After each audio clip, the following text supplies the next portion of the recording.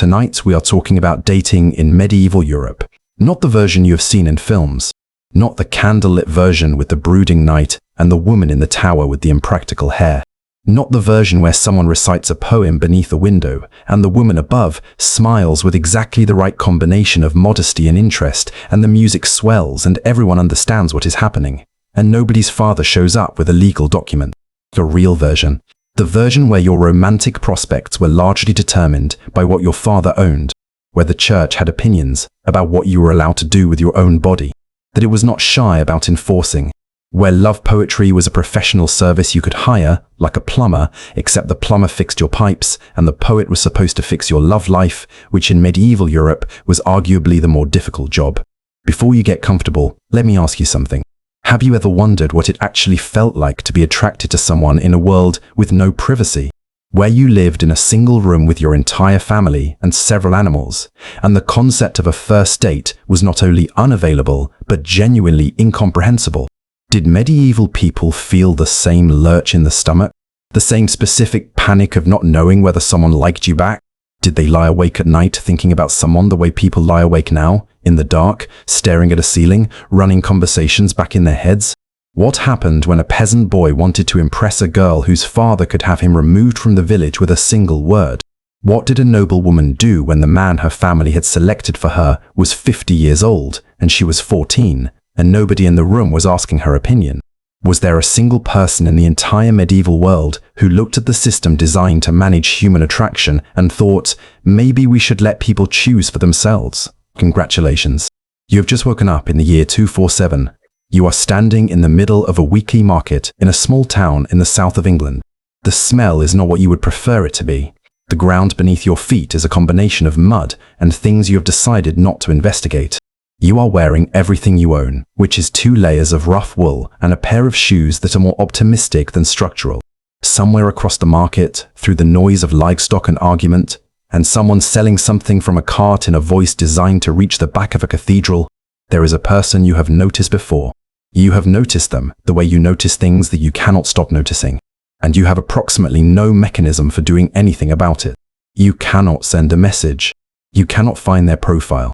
You cannot ask a mutual friend to mention your name casually in conversation and gauge the reaction. You can walk past them. You can find a reason to be near the stall where they are buying something. You can hope that the version of yourself standing in the mud in 2 layers of wool and shoes of uncertain structural integrity is somehow compelling enough to produce a response. This is medieval courtship at its most democratic, and it is already considerably more complicated than the film suggests. The myth of medieval romance is one of the most persistent and most thoroughly constructed myths in Western cultural history. It has been built over centuries, layer by layer, by poets and painters and novelists and filmmakers who found in the medieval period a useful backdrop for stories about love that their own times made difficult to tell directly. The troubadour singing beneath the window, the knight dedicating his tournament performance to the lady in the stands, the stolen glance across the great hall, the secret letter carried by a trusted servant. These images are everywhere, and they are not entirely invented. They have roots in real practices, real literary traditions, real social rituals that existed in medieval Europe. But they are the version of medieval romance that the wealthy and the literary left behind, because the wealthy and the literary were the ones who wrote things down. They are the highlight reel of a system that, in its daily operation, was considerably less poetic and considerably more practical than the highlight reel suggests. For every troubadour composing verses about unattainable love, there were 10,000 people navigating the question of how to find a partner in a world that gave them almost no tools for doing so, and almost no freedom in what they did with the answer. The medieval understanding of love and attraction was not simply a primitive version of the modern one. It was a different framework entirely, built on different assumptions about what love was for, what it was supposed to feel like, and whether it was supposed to be involved in marriage at all. This last point tends to surprise people, which is itself revealing about how thoroughly the modern understanding of marriage as the institutional form of romantic love has been naturalized. For most of the medieval period, among most of the people who thought carefully about the question, love and marriage were understood as separate categories. Not incompatible, not mutually exclusive, but separate. Marriage was a practical arrangement with legal, economic, and dynastic dimensions. Love was a feeling, sometimes wonderful, sometimes dangerous, occasionally both simultaneously, that might or might not develop within a marriage, but was not considered its primary purpose. The church had its own position on this, which was characteristically complicated. On one hand, marriage was a sacrament, a holy institution ordained by God, and the church had spent centuries developing an elaborate theology of marriage that gave it enormous regulatory authority over who could marry whom and under what conditions. On the other hand, the church was somewhat suspicious of passionate romantic love, which it associated with the appetites of the flesh and the dangers of prioritizing earthly attachment over devotion to God. The ideal Christian marriage, in the church's preferred vision, was a partnership of mutual respect and spiritual support, not a conflagration of romantic passion. What this meant in practice was that the medieval period contained a remarkable variety of simultaneous and sometimes contradictory attitudes toward love and attraction, all operating at once, all claiming authority, none of them entirely in charge. The troubadour tradition insisted that true love was ennobling, spiritually elevating, the highest form of human experience. The church insisted that the highest form of human experience was celibacy, and that marriage was a concession to human weakness rather than an ideal state. The peasant farmer probably had views on the subject that neither the troubadour nor the priest had thought to ask about. The practical reality of how people actually navigated attraction and courtship in medieval Europe was shaped by three forces that were always in tension with each other. The first was desire, which is not a medieval invention and did not require a cultural framework to produce. The second was family interest, which in a world where property and social position were transmitted through marriage, was an enormous and constantly present force operating on every romantic decision a person made. The third was institutional authority, primarily, but not exclusively the church, which had both the theological mandate and the legal infrastructure to regulate the conditions under which relationships could be formalized. In the space between these three forces, medieval people made their choices. Some of those choices were constrained, almost to the point of disappearing. Some were more free than the official picture suggests. All of them were made by human beings who felt attraction and hope and jealousy and disappointment with exactly the same nervous system that people use today, in a world that had built almost none of the social infrastructure that modern people use to manage those feelings. There was no concept of dating, in the modern sense of a recognized social practice in which two people spend time together for the explicit purpose of evaluating each other as potential partners, with the understanding that this evaluation is taking place, and that both parties have the freedom to conclude it without commitment at any point. This idea, which modern people take so thoroughly for granted that it barely needs stating, was simply not available as a social form in medieval Europe. What was available was a set of practices and rituals and opportunities that served some of the same functions, that allowed people to see each other, to signal interest, to communicate desire through the codes and conventions of their particular social world. But these practices operated within constraints that modern dating does not, and understanding those constraints is the first step toward understanding what medieval courtship actually looked like and what it actually felt like from the inside. The knight on horseback, dedicating his lance to the lady in the stands. The troubadour in the torchlight, composing verses about eyes he cannot forget. The peasant at the market, finding reasons to walk past the same stall 3 times. The noble daughter in the solar, embroidering with careful hands while a visitor talks to her father about things that will determine the rest of her life. These are not the same story, but they are all the same question. How do you reach across the space between yourself and another person, in a world that is doing everything in its power to make that space as complicated as possible? We are going to find out, section by section, class by class, rule by rule, and occasionally scandal by scandal. Because the medieval period, for all its official gravity, had plenty of scandals. Human beings in the 13th century were not less human than human beings in the 21st. They were just operating with fewer options and considerably more supervision. The mud is still on your shoes. The market is still loud. And across the stalls, the person you have noticed is still there, not looking at you or looking at you and pretending not to, which is a form of communication that has not changed in 800 years. Let us begin. There was no app. Let us begin there, because the absence of the app is not simply a technological detail. It is a complete restructuring of the problem. When there is no app, when there is no algorithm sorting through the available population and presenting you with a curated selection of people who share your approximate age range and geographic location and stated preferences. The question of how you encounter a potential partner becomes something you have to solve yourself, with your body, in physical space, in real time, in front of other people who are watching. Medieval Europe solved this problem the way it solved most problems, through the structures that already existed for other purposes, and that turned out, when you looked at them carefully, to be doing romantic work on the side. The church was the single most important meeting place in medieval Europe, and not primarily for the reasons the church itself would have preferred. Every community of any size had one. Attendance was not optional in any meaningful sense. You went to Mass because everyone went to Mass, because not going was noticed, because the social and spiritual consequences of absence were significant enough that the calculation rarely came out in favor of staying home. And so every week, sometimes multiple times a week, the entire population of a community gathered in the same building, at the same time, wearing their best available clothing, and stood close enough to each other that the details were impossible to miss.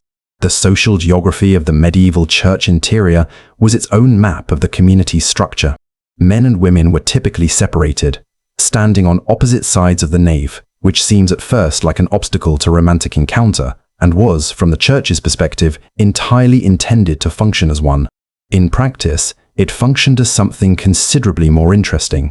The separation created a formal distance that had to be crossed by eye contact alone, which meant that the medieval church was a weekly exercise in exactly the kind of sustained, visible, socially witnessed looking that modern people conduct at considerable length on small screens in private. You could see how they were dressed, which in a world without fast fashion was a meaningful signal about their circumstances. You could observe who they stood with, who their family was, what their position in the community's informal hierarchy appeared to be. You could make eye contact in the specific way that eye contact has always worked, holding it a moment longer than the neutral occasion required, and see what came back. And you could do all of this within the consecrated walls of a house of God, which added a layer of irony to the proceedings that several medieval writers noticed and that the church found persistently difficult to address. Sermons about the impropriety of treating church attendance as a social occasion appear with enough frequency in medieval ecclesiastical literature to suggest that the behavior they were condemning was both widespread and resistant to correction. One 13th century English bishop complained in a pastoral letter that young men attended church not to hear the word of God, but to observe the women, and that the women were not entirely discouraging this observation. The complaint is nearly 800 years old, and reads as though it could have been written last week about any gathering where people are nominally present for one purpose and actually present for another. The market was the second great institution of medieval social encounter, and it operated on a considerably looser set of rules than the church. Markets happened weekly in most towns of any size, drawing people from the surrounding villages and farms for the practical business of buying and selling. And the practical business of buying and selling had always been accompanied by the less practical but equally important business of seeing and being seen. The market was loud, crowded, mobile, and relatively unsupervised in a way that the church was not. You could move through it with some freedom. You could linger at a stall longer than the transaction required. You could find yourself standing next to someone in a way that the geography of the crowd made seem entirely accidental. The market was where medieval people did the version of what modern people do when they go to a bar or a party or any social event where the stated purpose is not romantic, but the unstated possibility always is. For young people, particularly young people from villages small enough that everyone knew everyone and the possibilities were correspondingly limited, the market town was a genuine expansion of the available world. You saw people you had not seen before. You encountered faces that did not belong to the small geography of your daily life. And the relative anonymity of a crowded market, where you were not necessarily known to everyone around you in the way you were known in your home village, gave a degree of freedom that the village itself did not provide. The seasonal fairs were the market's more elaborate cousin, and they deserve their own consideration. Medieval fairs were not small events. The great fairs of medieval Europe, Champagne in France, Stourbridge in England, drew merchants and visitors from enormous distances and lasted for days or weeks. They were economic events of genuine significance, but they were also social occasions of a scale and a freedom that the weekly market did not match. People were away from home. People were in the company of strangers. The normal mechanisms of community surveillance, the neighbors who knew your family, the priest who knew your confession, the village dynamics that made everything you did a matter of public record, were temporarily suspended. The historical record on what happened at medieval fairs, filtered through the complaints of ecclesiastical authorities and the occasional legal record, suggests that the suspension of normal supervision produced predictable results. Church councils throughout the medieval period issued repeated warnings about the moral dangers of fairs, about the opportunity they provided for encounters that would not have been possible in the more closely watched environment of ordinary community life. The warnings were sufficiently frequent and sufficiently specific to confirm that the dangers they described were not theoretical. Beyond the church and the market, the other great institution of medieval social encounter was work itself. The rhythms of agricultural labor brought people together in contexts that were supervised but not entirely controlled. Harvest time was particularly significant, drawing additional workers from neighboring communities and creating an intensity of shared physical labor that medieval commentators associated with a corresponding intensity of other kinds of feeling. The communal labor of bringing in the harvest, working in close physical proximity over long days, produced exactly the conditions that tend to produce attraction, shared effort, physical closeness, the particular kind of intimacy that comes from working alongside someone toward a shared goal. The well was another location that appears repeatedly in medieval literature and legal records as a site of encounter. The daily task of fetching water brought people together at predictable times in a context that required lingering long enough for conversation. The well scene is a recurring motif in medieval romance literature, which suggests that its writers understood what the well actually was, a place where the logistics of daily life created regular, repeatable opportunities for the kind of casual, sustained contact that was difficult to arrange more deliberately. For the upper classes, the mechanisms of encounter were different in their setting, but similar in their essential structure. The great household, the castle or the manor house of a significant nobleman, was its own community, and the people within it were in constant proximity in ways that made attraction and its complications inevitable. The great hall where the household ate together, the solar where the women of the household worked and entertained, the chapel where religious observance brought everyone into the same physical space. All of these were sites of the ongoing social performance that was medieval aristocratic life, and all of them were simultaneously sites of the romantic negotiations that aristocratic families spent considerable energy trying to manage.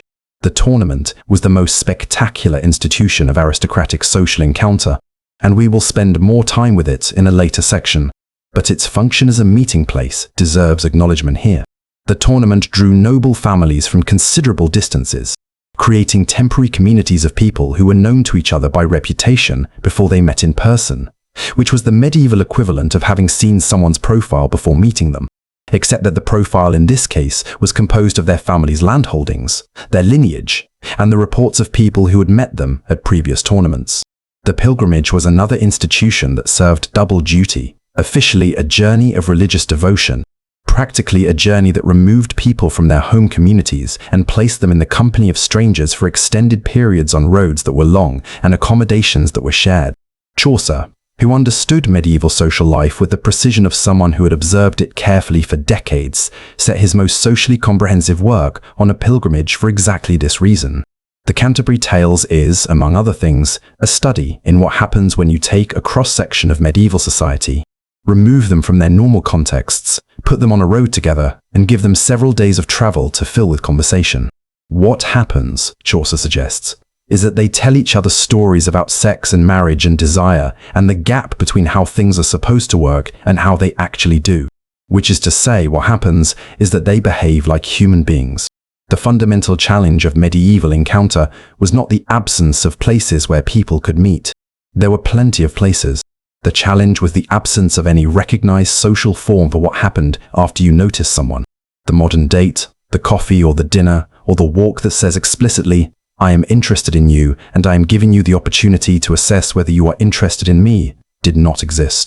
What existed instead were the structures of community life, the church and the market and the harvest and the well, and the individual navigation of those structures by people who were trying to communicate interest without having any officially recognized way of doing so. This navigation happened through the universal language of physical proximity, of lingering, of finding reasons to be near someone repeatedly, of the eye contact that holds a beat too long, of the small deliberate gestures that have been communicating interest across every culture and every century that human beings have been doing this. It happened, in other words, exactly the way it still happens, in the space between what is said and what is meant, in the specific quality of attention that is different from ordinary attention, in the moments when the official reason for being somewhere is not quite sufficient to explain why you are still there. The mud is drying on your shoes. The market is thinning out as the afternoon advances, and the person across the stalls is taking slightly longer than necessary to complete a transaction that should have been finished 10 minutes ago. You are both pretending not to notice this. You have both noticed this. The medieval period has begun. Somewhere in the south of France, in the middle of the 12th century, someone decided that attraction needed rules, not suggestions, not guidelines, not the kind of vague social wisdom that gets passed down through generations in the form of advice nobody asked for. All the rules, written down, numbered, distributed among the nobility with the seriousness of a legal code and the enthusiasm of people who had found a way to make desire into a system, which is one of the most human things anyone has ever attempted. And also, if you think about it for more than 30 seconds, one of the most obviously doomed. The result was the tradition of courtly love, and it shaped the romantic behavior of the European nobility for the better part of 3 centuries in ways that were simultaneously extraordinary and completely unworkable, which is perhaps why it lasted as long as it did.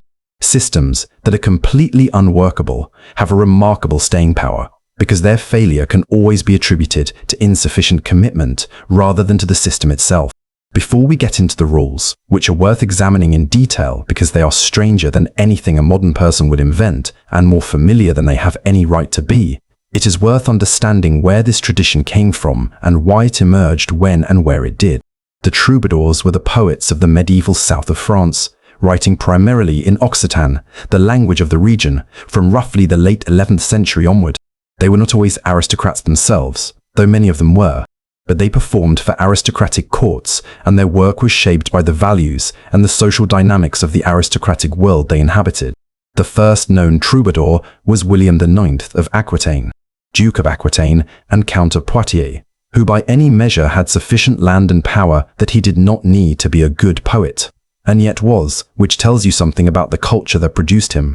The troubadours invented, or perhaps more accurately codified and elaborated, a concept of love that the medieval world had not quite had before.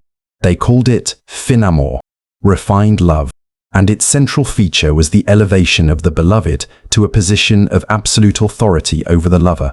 The lady was not simply the object of desire. She was the sovereign. The lover was her servant, bound to her by a devotion that was total, demanding, and fundamentally unrequited, at least in its ideal form. This is the part where modern readers tend to pause and ask a reasonable question. Why would you build an entire cultural tradition around love that is specifically designed not to be consummated?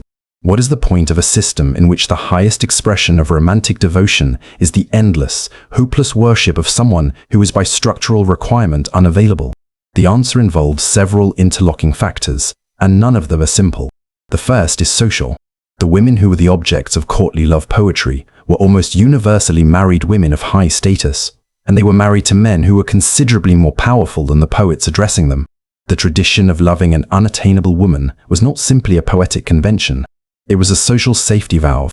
A knight who directed his romantic energies toward elaborate, formalized, poetry-mediated devotion to his lord's wife was doing something that was simultaneously transgressive and contained. The transgression was in the feeling. The containment was in the form.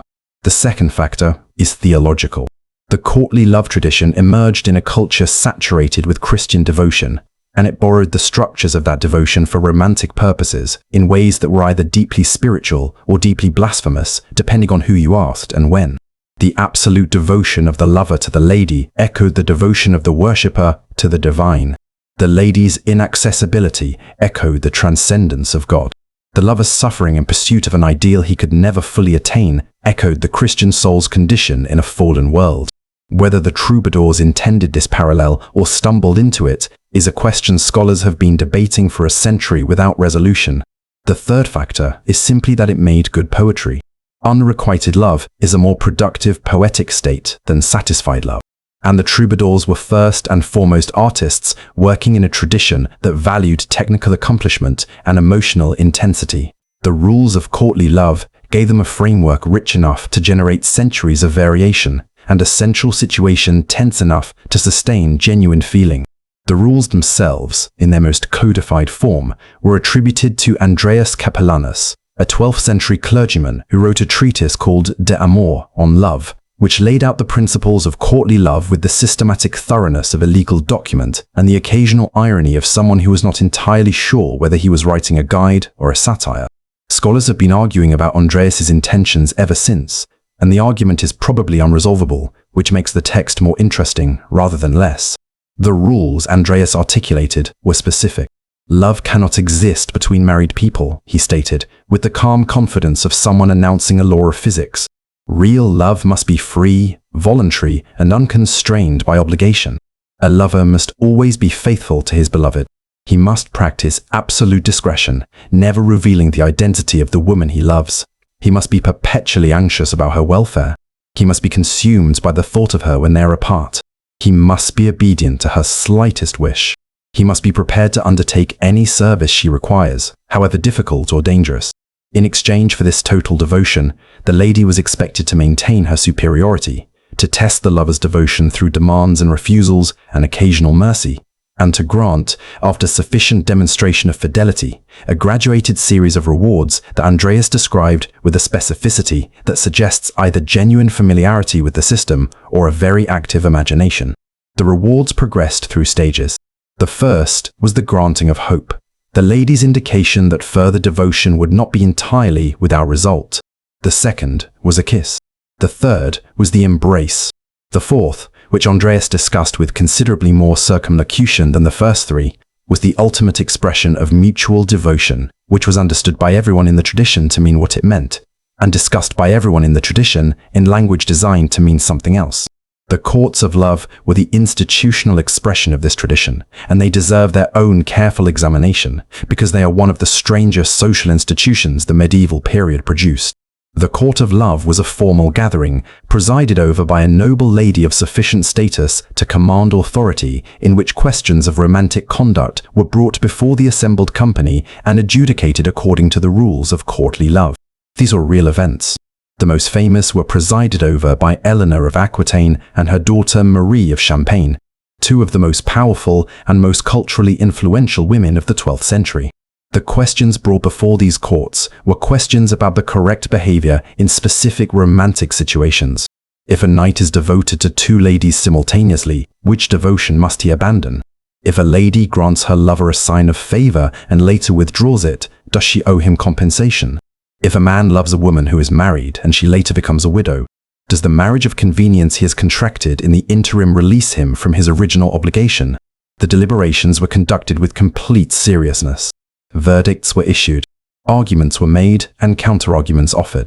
The assembled nobility participated in a collective exercise in romantic jurisprudence that was, depending on how you look at it, either a sophisticated form of social play through which the tensions of aristocratic life were safely examined and contained, or a genuinely bizarre afternoon in which grown adults in expensive clothes argued formally about feelings.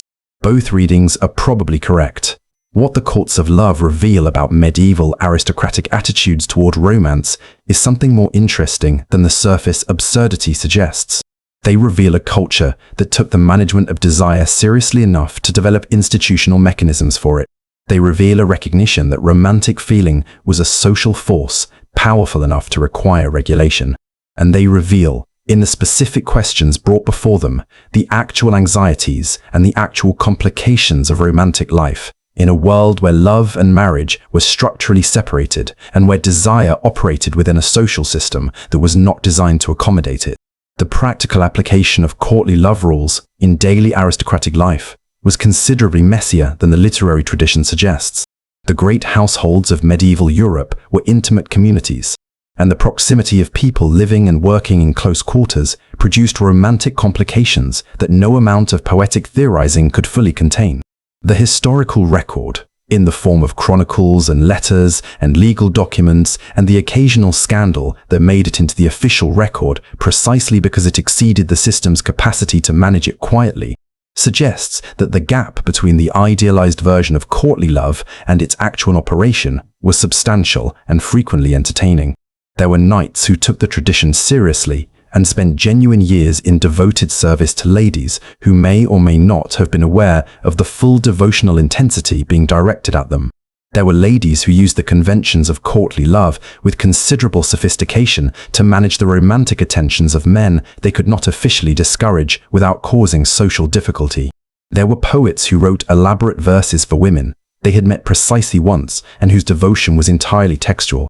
And there were people who used the elaborate formalism of the courtly love tradition as a cover for relationships that were considerably less platonic than the tradition officially endorsed.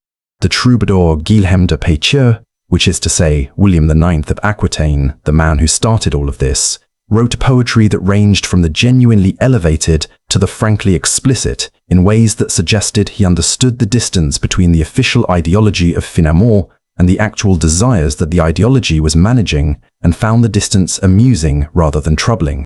His more explicit poems are not the work of a man who believed that unrequited devotion was the highest form of love. They are the work of a man who had invented a sophisticated cultural system, and was aware that sophisticated cultural systems and human desire have always had a complicated relationship. The lady in the tower with the impractical hair is real, in the sense that she appears in the literature. And the literature was produced by real people for real audiences who recognized what they were reading. But the woman who actually lived in the tower, who managed the household accounts and supervised the servants and listened to the poets and understood perfectly well the difference between what the poems said and what the poets wanted, was a different and considerably more interesting figure. She had heard all the rules. She had probably adjudicated some of them. She knew exactly what the graduated reward system was describing when it used its careful circumlocutions. And she had opinions about it that almost nobody thought to write down. Forget the tower, forget the poetry, forget the elaborate graduated reward system and the courts of love and the troubadour with his lute and his carefully constructed metaphors for desire. We are leaving the castle now, and we are walking down the road, past the fields, past the mill, past the point where the road stops being a road and becomes a track through mud. And we are arriving at the place where approximately 90% of medieval Europeans actually lived and actually conducted their romantic lives. We are arriving at the village, and the village had its own rules. They were not written down by clergymen with literary ambitions. They were not adjudicated by noble ladies in formal sessions. They were not preserved in manuscripts that scholars would spend centuries arguing over. They were carried in the daily practices of communities that left almost no written record of themselves, which is one of the great losses of medieval history. And also, if you were trying to understand how ordinary people actually fell in love in the medieval period, one of the great frustrations. What we have instead is fragments. Legal records when something went wrong. Church court documents when someone violated a rule that the church cared enough about to pursue. The occasional detail in a chronicle written by someone who had observed rural life with enough attention to notice it. The archaeological record of the physical spaces where people live, and the comparative evidence of pre-industrial societies documented in other times and places, which suggests that human beings navigating attraction without the infrastructure of modernity tend to solve the problem in ways that are broadly similar across cultures, because the problem is the same problem and the available tools are similarly limited. The first thing to understand about peasant romantic life is the physical context, because the physical context determined almost everything else. The peasant household of medieval Europe was small, usually a single room, shared by the entire family and frequently by livestock as well during the winter months. The concept of privacy, in the sense of physical space where you could be alone or with one other person without anyone else being present or aware, was essentially unavailable in daily domestic life. You were never alone. You slept in the same room as your parents and your siblings. You worked in the same fields as your neighbors. You ate in the same hall as your landlord's other tenants if you lived in a manorial community. This total absence of privacy shaped courtship in ways that are difficult to fully appreciate from within a modern context where privacy is so available that its absence has become remarkable rather than normal. Attraction in the peasant village was not a private experience. It was a community experience, observed and commented on and managed by everyone around. The two people involved in ways that gave the community a stake in the outcome that it was not shy about expressing. The community's investment in its members' romantic choices was not simply nosiness, though it was also that. It was practical. In a village economy where the survival of each household depended on its ability to manage land and labor effectively, and where the marriage of two young people merged those households and their resources, the choices individuals made about partners had consequences that extended well beyond the two people making them. Who married whom affected who, inherited what. It affected the distribution of labor at harvest time. It affected the alliances and the tensions between families that shaped village politics for generations. The community that paid attention to its members' romantic lives was not being intrusive. It was managing a resource. This is not a romantic way to think about falling in love, but it is the accurate way to think about how falling in love worked in a medieval peasant village. And the gap between the accurate version and the romantic version is exactly the gap this entire account is trying to examine. The opportunities for peasant men and women to meet and assess each other were structured by the rhythms of the agricultural year in ways that the courtly love tradition, with its indoor spaces and its elaborate leisure, simply did not have. The great communal labor events of the agricultural calendar, the harvest, the haymaking, the shearing of sheep, the various tasks that required more hands than any single household possessed and therefore drew the village together into collective effort, were the primary occasions on which young people from different households worked in sustained proximity. The harvest was the most important of these occasions, and medieval writers, from moralizing clerics to secular poets, returned to it repeatedly as a site of romantic encounter. The days were long. The work was physical and exhausting and required cooperation. People talked while they worked, which meant that the harvest was also an occasion for the extended conversation that was otherwise difficult to arrange in a village where every interaction was publicly witnessed, and the presence of a young man talking to a young woman was immediately noted and interpreted by everyone within observation range. The evenings after communal labor were another significant site of encounter. Medieval peasant communities held various forms of gathering in the evenings, particularly in the winter months when the days were short and the agricultural work slowed. These gatherings, sometimes called wake nights or simply evening gatherings, brought the village together in someone's home or barn for the combined purposes of shared work, shared warmth, and shared company. Spinning, the endless production of thread that every household required, was frequently done communally in these evening gatherings, which gave the gathering a practical justification while providing the actual occasion, which was social. These evening gatherings were observed with considerable suspicion by the church, which understood perfectly well what the combination of young people, low light, shared warmth, and reduced supervision tended to produce, and issued periodic warnings about their dangers with a frequency that confirms their continued existence despite the warnings. The gathering of young men and women in informal evening settings was a recurring target of ecclesiastical concern throughout the medieval period, which means it was a recurring feature of medieval social life that the ecclesiastical concern was entirely failing to prevent. The specific practices of peasant courtship that emerge from the historical record were direct in ways that the courtly love tradition was specifically designed not to be. Where the courtly lover expressed his devotion through elaborate poetic indirection, the peasant suitor operated in a more immediate register. The gift was a primary language of peasant courtship, and the gifts were practical rather than symbolic, reflecting a world in which practical things had genuine value, and symbolic gestures were a luxury that required leisure to produce and appreciate. A young man who brought a woman's family a gift of food, or who helped with a repair to her family's dwelling, or who performed some labor-intensive service for her household, was communicating interest in a language that everyone in the village could read. The gift did not require a poem to explain it. Its meaning was clear. Its value was concrete, and its reception or refusal communicated an equally clear response. Physical contact was another language of peasant courtship, and it operated under considerably looser supervision than the courtly tradition's elaborate protocols would suggest. The evidence from church court records, which documented cases of sexual misconduct and therefore provide an inadvertent record of the sexual practices they were condemning, suggests that physical intimacy between unmarried young people in medieval peasant communities was considerably more common than the official moral framework endorsed. The church's position on premarital physical contact was unambiguous. It was sinful, it required confession, and it was to be avoided.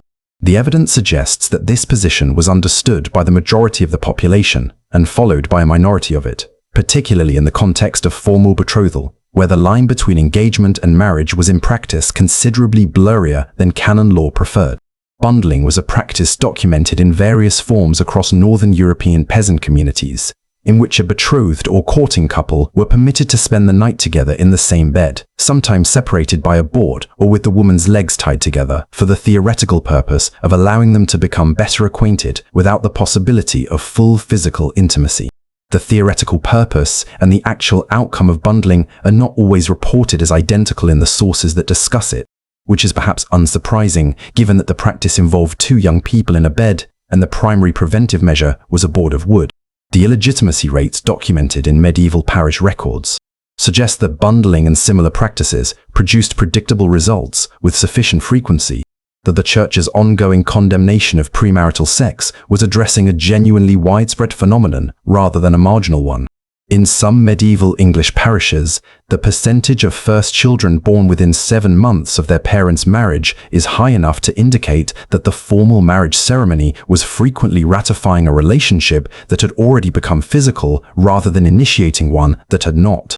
The practical attitude of medieval peasant communities toward premarital sexual activity was considerably more pragmatic than the official church position. Communities that needed their young people to establish functioning households and produce children had a practical interest in ensuring that marriages happened and that they were reasonably well matched, and they were prepared to tolerate a degree of premarital intimacy as part of the courtship process that validated the match before the formal commitment was made. A couple who had demonstrated their compatibility, including their physical compatibility, before marriage was in the community's judgment more likely to produce a stable household than a couple who had been kept entirely separate until their wedding day. This is not a position that Andreas Capellanus articulated. It is not a position that any church council endorsed. It is the position that emerges from the actual behavior of medieval peasant communities as documented in the records they left, however inadvertently. The village had its own enforcement mechanisms for romantic behavior that deviated too far from community standards. The charivari, known in England as rough music, was a communal ritual in which the village expressed its disapproval of a romantic or marital situation it found objectionable, through the gathering of a crowd outside the offending household and the production of as much noise as possible through the banging of pots and pans and the shouting of insults composed specifically for the occasion. The charivari was deployed against a range of situations: men who beat their wives, women who dominated their husbands, couples with too large an age gap, second marriages contracted too quickly after a first spouse's death. It was the village's way of saying that the community had an opinion about your choices and was not going to keep that opinion to itself. It was effective in the specific way that public humiliation has always been effective, not because it changed the situation, but because it made the social cost of the situation impossible to ignore. The peasant who wanted to court someone in medieval Europe was therefore navigating a world that was simultaneously more permissive than the official rules suggested, and more supervised than any modern courtship context would be. You had more physical freedom than the courtly love tradition implied, and less private freedom than any modern person would consider tolerable. Every move you made was visible, every gift was noted, every extended conversation at the harvest was observed and interpreted. And somewhere in all of that visibility, in all of that community attention, in all of that mud and shared labor and evening gathering and rough music, people fell in love. Not the elevated, formalized, poetry-mediated love of the troubadour tradition, something more immediate, more practical, more subject to the opinions of everyone around it, but love nonetheless, the same lurch in the stomach, the same specific attention to where someone was in a crowded room, the same calculation of whether a gift would be received well, the same lying awake in a room full of sleeping siblings, thinking about someone, 800 years away, and the feeling is completely recognizable. The mud is different. The feeling is the same. Congratulations. You have just fallen in love in medieval Europe. You have noticed someone at the market, or at the harvest, or across the nave of the church where the light came through the narrow windows in a way that made everything seem more significant than it probably was. You have exchanged the kind of eye contact that does not require explanation. You have found reasons to be near them repeatedly in a way that fooled nobody, including you. You have, in the specific internal way that this has always worked, decided Now comes the part where your feelings become largely irrelevant.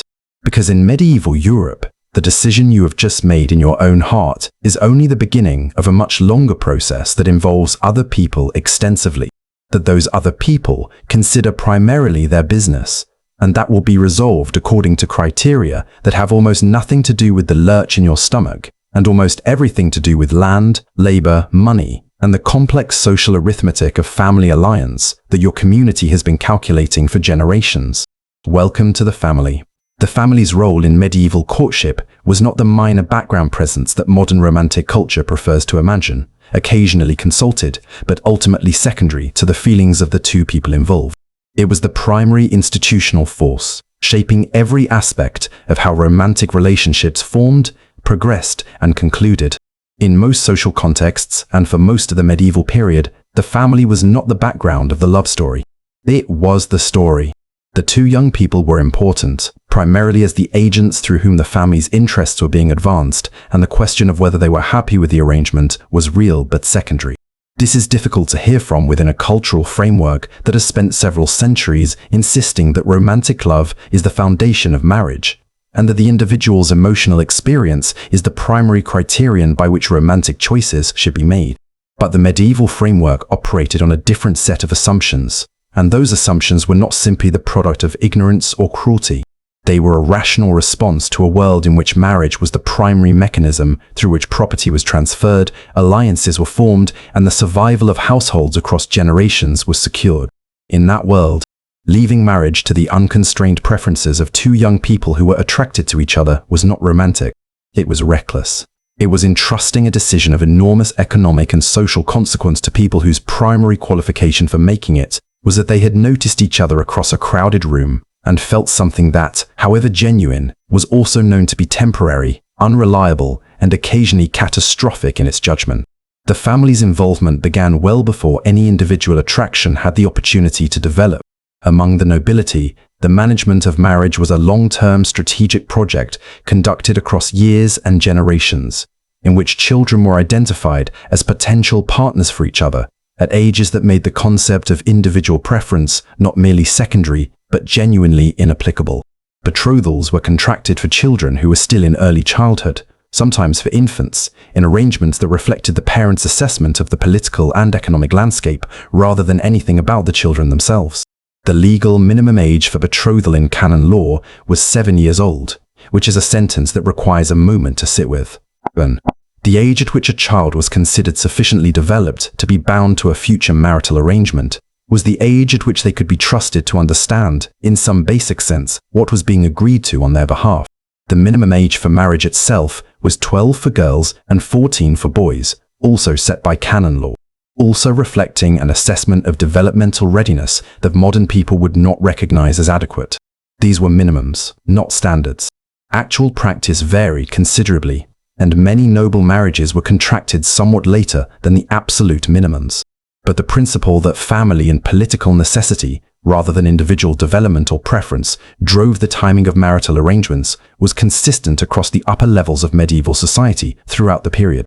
The negotiation of a noble marriage was a formal legal and diplomatic process that bore more resemblance to a treaty negotiation than to anything a modern person would call courtship.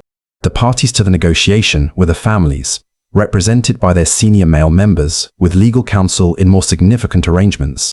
The subjects of the negotiation were the terms of the marriage contract, including the dowry that the bride's family would provide, the dower rights that the groom's family would guarantee to the bride in the event of her husband's death, the specific property arrangements that would govern the merged households, and any political conditions that the alliance was intended to secure. The two young people whose lives were being arranged by this process were present in the negotiation primarily as the object of it rather than as participants in it. Their consent was technically required by canon law, which insisted that marriage must be freely chosen. But the practical meaning of consent in a context where the alternative to agreeing was the social, economic, and family pressure of everyone around you was considerably thinner than the theological principle implied. There are documented cases of noble young people who refused arrangements their families had made, and the record of what happened to them is instructive. Some were persuaded by extended pressure from every direction until the refusal became unsustainable. Some were simply overridden. The marriage contracted without their active cooperation in ways that stretched the canon law requirement of consent to its absolute limit. Some managed, through a combination of stubbornness and circumstances, to delay long enough that the arrangement fell apart of its own accord. A small number successfully refused and faced the consequences, which included various forms of family estrangement, social difficulty, and in some cases, institutional confinement. The Church's insistence on genuine consent was not simply a formality. It was a genuinely important theological principle that had real legal teeth, in the sense that a marriage contracted without the genuine consent of both parties could be challenged and annulled in the ecclesiastical courts. This protection was real and was occasionally successfully invoked, but the practical ability to invoke it required resources, social standing, and the willingness to publicly oppose your family's wishes in a legal forum, which was not available to everyone who might have benefited from it. For peasants, the family's role in courtship was somewhat different in its mechanisms, but similar in its essential character. The peasant family did not have the same scale of property to protect, or the same political alliances to manage, but it had its own interests in its children's marriages that were real and consistently expressed. The peasant household was an economic unit in which every member's labor and every resource had to be carefully managed to ensure survival, and the addition of a new member through marriage had immediate practical consequences for the household's functioning. The lord of the manor added another layer of authority to peasant marriage decisions, because the peasant's labor and the peasant's children's labor were assets in which the lord had a recognized legal interest. In many manorial arrangements, serfs were required to obtain their lord's permission before marrying, and the lord could charge a fee, called marché in England, for this permission. The lord's interest was primarily in ensuring that his labor supply was not disrupted by marriages that moved workers off his land or merged households in ways that reduced his income. Romance did not appear in this calculation. The practical management of marriage arrangements in peasant communities involved the village as a whole in ways that reflected its collective investment in its members' choices. The public announcement of a betrothal made at the church door or in some other public forum was not simply a legal formality. It was the community's opportunity to express its opinion about the match, to raise any objections based on knowledge of the parties involved, and to signal its collective endorsement or concern before the arrangement was finalized. The banns, the public announcement of an intended marriage required by canon law to be read in church on 3 consecutive Sundays before the ceremony, served a similar function at the institutional level. The purpose of the bans was to allow anyone with knowledge of a canonical impediment to the marriage, a previous undissolved marriage, a blood relationship within the prohibited degrees, an existing betrothal to someone else, to come forward before the wedding rather than after. The system assumed, correctly, that the community collectively possessed more relevant information about the parties to a marriage than any individual authority could access, and it created a formal mechanism for mobilizing that collective knowledge. The dowry was the financial expression of the family's investment in a daughter's marriage, and its negotiation was one of the most significant economic transactions of a medieval family's life. The dowry was the property that a bride's family transferred to the groom or the groom's family at marriage, and its size was a direct expression of the family's social ambitions, their economic capacity, and their assessment of what the marriage market required for a match of the quality they were seeking. A family that wanted to marry a daughter into a higher social tier needed a dowry that made the match attractive despite the status differential. A family with multiple daughters needed to manage the distribution of available resources across all the marriages without leaving any daughter without the means to marry respectably. The calculation was complicated and consequential, and it was conducted by the family's senior members with the seriousness that any major financial decision required. The daughter herself was present in this calculation as the object being married rather than as a participant in the negotiation. Her qualities, her appearance, her temperament, her domestic skills were assets being assessed and priced in a market she did not control and could not exit. The marriage market was a real market, operating according to real supply and demand dynamics, and the women being married were both the commodity and the customer in a way that made their position in the transaction genuinely difficult to characterize. What medieval people felt about these arrangements varied as widely as medieval people varied. Some accepted them with the pragmatic equanimity of people who had never imagined any other possibility. Some found within arranged marriages genuine companionship and genuine affection that developed over years of shared life. Some found nothing of the kind and endured the arrangement with the specific misery of people trapped in a situation they cannot change and cannot entirely hide. And some, a smaller number but a real one, found ways to want what they were given, which is perhaps the most human response of all. The capacity to genuinely love someone your family has selected for you, to find in a pragmatic arrangement the emotional reality that the arrangement was not designed to provide, is not a failure of romantic idealism. It is a testament to the adaptability of human feeling, its ability to find purchase in almost any soil, to grow in directions that the people who planted it did not anticipate and could not have planned. Your feelings are still there. They have not gone anywhere.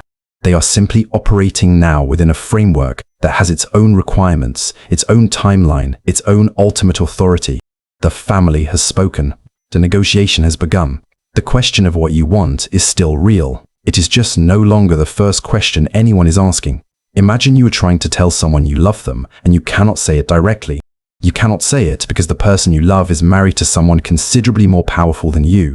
You cannot say it because the social rules of your world have decided that direct expression of desire is vulgar, and vulgarity is the one thing your world punishes more reliably than desire itself.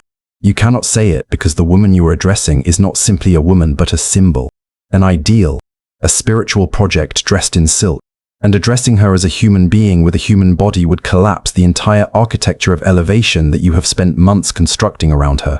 So you write a poem instead. Not a simple poem, not the kind of thing you dash off on a Tuesday afternoon because you are feeling something and you need somewhere to put it.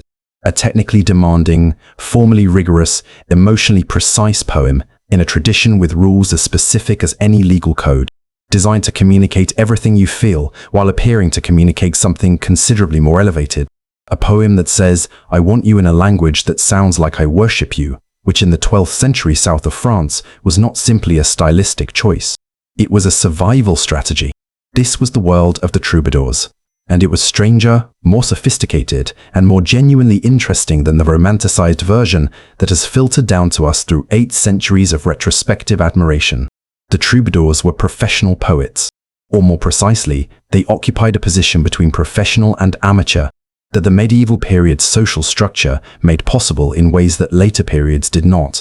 The greatest troubadours were noblemen of significant rank who composed poetry as a leisure activity that was also a serious artistic and social pursuit. Others were of lower birth, dependent on the patronage of the courts where they performed for their income and their social position. Some traveled between courts. Some were attached to specific households. Some were women. The troubarites, a fact that the romanticized history of the tradition has been slow to fully incorporate, because the idea of women composing and performing poetry about desire in the 12th century disrupts several assumptions that people have found comfortable to maintain. The technical demands of troubadour poetry were considerable and were taken seriously by both composers and audiences. The troubadour tradition developed a range of distinct poetic forms, each with its own formal requirements, its own emotional register, and its own social function. The canso was the primary form, the love song proper, typically addressed to the beloved and expressing the lover's devotion, longing, and carefully calibrated hope. The Cervantes was a political poem, using the same formal structures as the love poem, but directed at public affairs rather than private feeling. The tenso was a debate poem, 2 voices arguing a question, sometimes about love, sometimes about other matters, conducted in the form of alternating stanzas that required each participant to answer the previous speaker's argument while maintaining the formal structure of the verse. The alba, the dawn song, was one of the most emotionally immediate of the troubadour forms, and it is worth spending a moment with because it is one of the places where the human reality of the tradition breaks through the formal surface most clearly. The alba was a song about the parting of lovers at dawn, the moment when the night's intimacy gave way to the day's obligations, and the lovers had to separate before they were discovered. The watchman's announcement of dawn was the dramatic occasion of the form, the signal that the privileged time was ending and the world was about to reassert its claims. The alba was composed by people who were theorizing about an experience that the courtly love tradition officially discouraged but clearly recognized as real. The formalism of the poem and the intimacy of the situation it described existed in a productive tension that gave the form much of its power. You were writing about something that had happened, or that you wanted to happen, or that you were imagining happening, in a form that was sufficiently elevated to make the writing acceptable and sufficiently specific to make the feeling unmistakable. The performance context of troubadour poetry is important to understand, because the poems were not primarily read. They were sung in the great halls of noble courts before audiences that included the women being addressed, which created a social dynamic of considerable complexity. The poet stood before the assembled company and performed a declaration of devotion to a woman who was present in the room, within earshot, watching, surrounded by the husband whose wife the poem was notionally about, and the courtiers who were all perfectly aware of what was happening and were collectively pretending that what was happening was art rather than desire. The woman's response to this performance was itself a performance, governed by its own set of rules. She was to receive the poem with gracious dignity, neither encouraging the lover so explicitly that the situation became socially untenable, nor dismissing him so completely that the fiction of courtly devotion collapsed.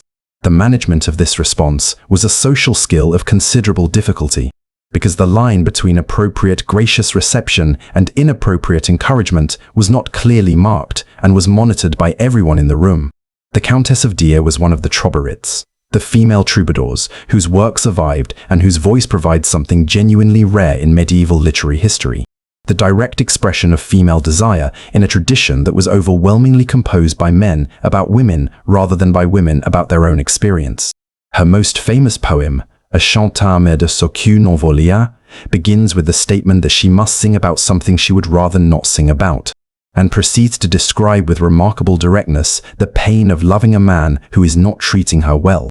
The poem is not performing elevated devotion.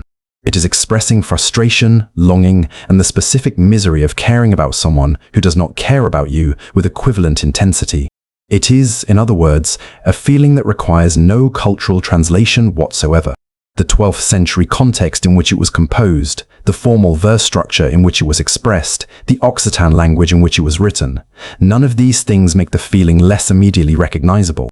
The Countess of Deer was annoyed and hurt and in love and not entirely sure what to do about any of it, and she wrote a poem about it. 800 years of cultural distance, and the poem reads like something written last week. The political economy of troubadour poetry is another dimension that the romanticized version tends to smooth over. Poets needed patrons.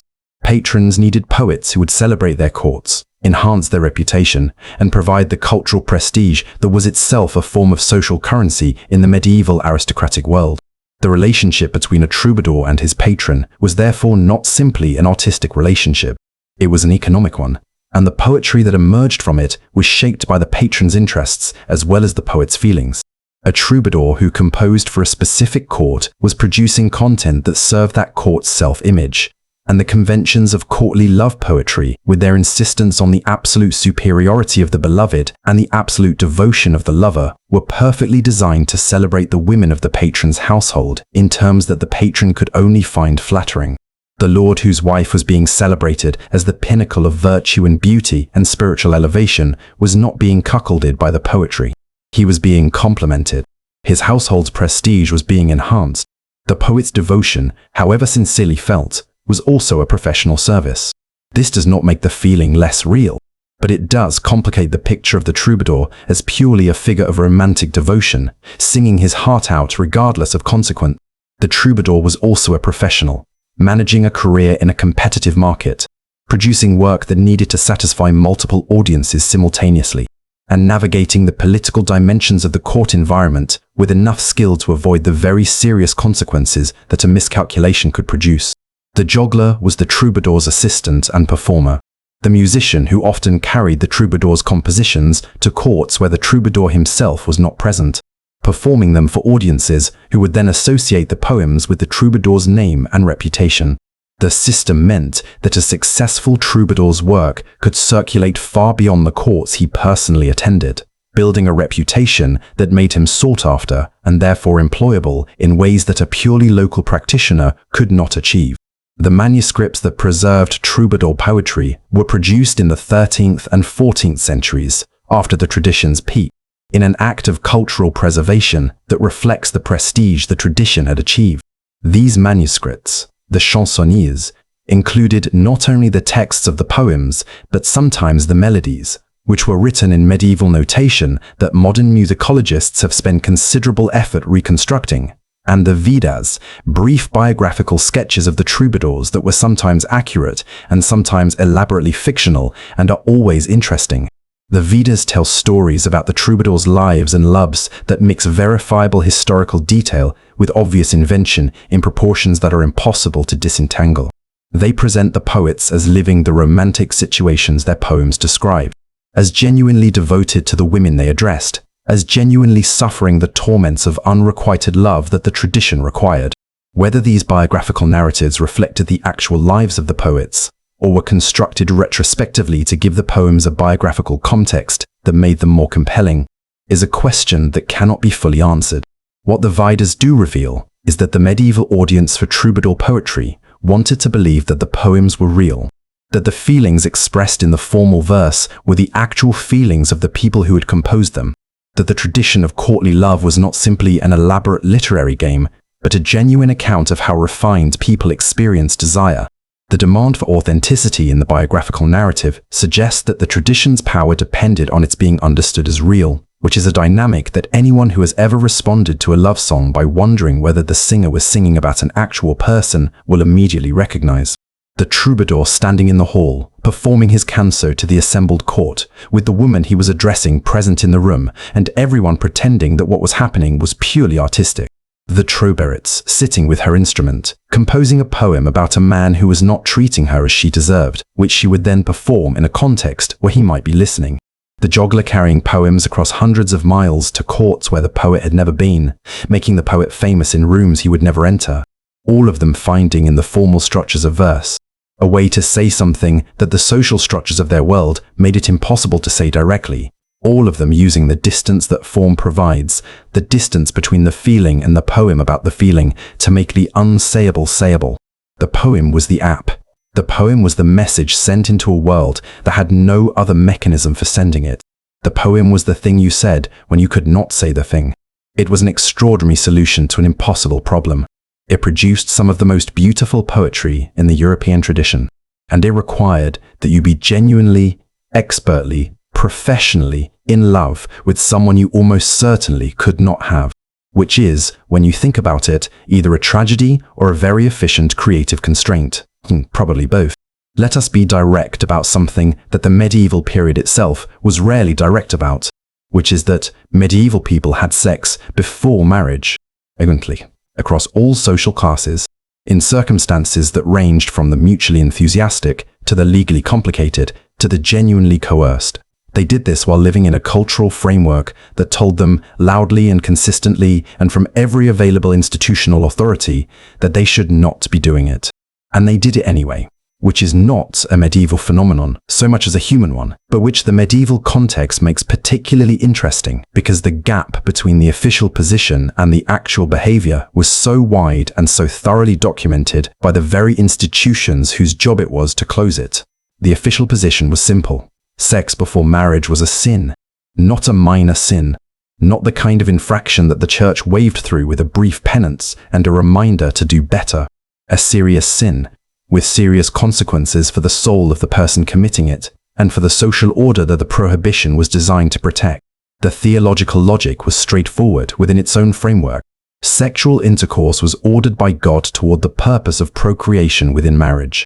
Sex outside that purpose and that context was a disordering of the divine plan, a gratification of the appetites at the expense of the soul, and an offense against the social institution of marriage that the church had worked centuries to establish as a sacrament.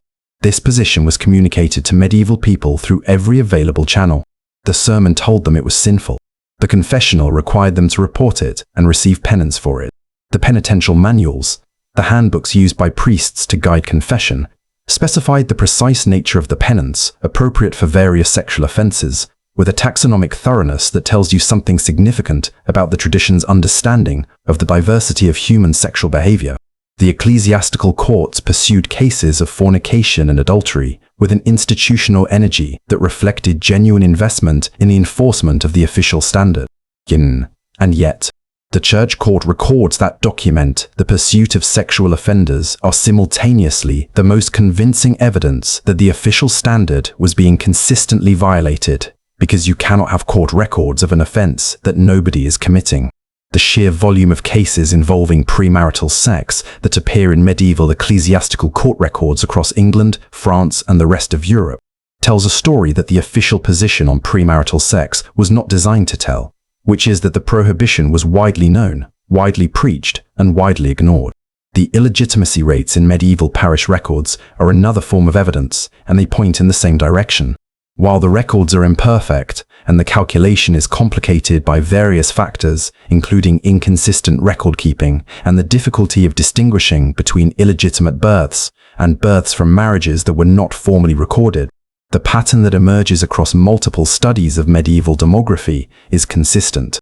A significant minority of births, varying by region and period but consistently present, occurred outside formal marriage. Some of these were the result of long-term relationships that simply had not been formally solemnized. Some were the result of encounters that were not intended to produce children but did. Some were the result of circumstances that the parties involved did not choose. The social consequences of premarital sex in medieval Europe operated differently depending on who you were, which is to say, they operated with the same fundamental unfairness that has characterized the social management of sexuality across most of human history. For women, the consequences were substantially more severe than for men, in ways that reflected the underlying logic of the system. A woman's sexual history was property, in a sense that was both metaphorical and almost literal. Her virginity before marriage was an asset with real value in the marriage market, and its loss before marriage damaged that value in ways that could be practically catastrophic. A man's sexual history before marriage, by contrast, was largely his own business, unless it produced children whose paternity created legal obligations, or unless it involved a woman whose family had the standing to demand redress. The double standard was not invisible to medieval people. It appears in the literature, in the sermons that occasionally noted the inconsistency of punishing women more severely than men for sins that required male participation, in the occasional sharp observation from a writer who had noticed that the rules were not being applied symmetrically. It was simply not considered sufficient grounds for changing the rules, because the rules were not primarily about regulating sex. They were primarily about managing inheritance and property in a world where paternity was legally significant and could only be reliably established if female sexuality was controlled. Among the nobility, the stakes of premarital sex were particularly high, and the management of noble daughters' sexuality was correspondingly intense. A noble daughter who lost her virginity before marriage was not simply committing a sin. She was potentially compromising an alliance that her family had spent years constructing, invalidating a marriage contract whose terms had been negotiated on the assumption of her chastity, and creating a situation whose resolution required either covering up what had happened, which was possible, or finding a marriage settlement that accounted for the changed circumstances, which was considerably more difficult and more expensive. The chaperone was one of the practical responses to this problem. The constant attendance on unmarried noble women by an older female companion whose presence made private encounters with men impossible in theory and very difficult in practice. The chaperone system was not primarily a social nicety. It was a property protection measure, and it was applied with varying degrees of strictness depending on the family's assessment of the risk and the young woman's assessment of the inconvenience. The practical creativity of people determined to find private time together despite the chaperone system is well documented in the literature of the period, which found in the subject a reliable source of comic material. The conventions of romance and fableau both spend considerable time with the question of how young people manage to be alone together in a world specifically organized to prevent it, and the solutions proposed range from the plausible to the elaborate, to the frankly impractical in ways that suggest the authors were drawing on genuine social observation as well as comic invention. Betrothal, the formal engagement that preceded marriage, occupied a complicated position in the sexual culture of medieval Europe. Canon law drew a clear distinction between betrothal and marriage, insisting that full marital rights did not exist until the marriage ceremony had been performed. But the social reality was considerably blurrier. In many communities, across both noble and peasant contexts, betrothal was understood to confer a degree of physical intimacy that was not fully sanctioned, but was also not aggressively prosecuted, particularly if the marriage followed in reasonable time and the betrothal had been publicly known. The proverbe de presenti betrothal, a formal exchange of present-tense consent that canon law recognized as creating a valid marriage bond even without a church ceremony, added another layer of complexity to an already complicated picture. If the exchange of words in the present tense constituted a valid marriage, then sexual relations following such an exchange were technically marital rather than premarital, and the question of whether a couple who had privately exchanged such vows and then had sex were sinning was a matter of genuine legal and theological dispute rather than obvious answer. The practical consequences of this ambiguity were significant. It provided a degree of cover for couples who had gone ahead of the official ceremony. It was also used as a mechanism of coercion, with men claiming that a prior exchange of words constituted a binding betrothal that the woman did not recognize as such, in order to establish a legal claim on a woman they had slept with, or to pressure her into marriage after the fact. The ecclesiastical courts handled a significant number of cases involving disputed betrothals, in which one party claimed a binding promise had been made and the other denied it, and in which the question of what had or had not happened physically was often central to the legal argument. These cases provide an inadvertent archive of what medieval people were actually doing and saying in the intimate context that produced them, filtered through the distorting lens of adversarial legal proceedings, but no less revealing for that. The brothel was another institution of medieval sexual life that the official culture found uncomfortable, but that existed with sufficient establishment that it generated its own legal and administrative framework. Regulated prostitution existed in many medieval cities, tolerated by secular authorities on the pragmatic grounds that its absence would produce worse disorder, and by the theological reasoning associated with Augustine that prostitution served as a necessary outlet that protected respectable women from the consequences of unregulated male desire.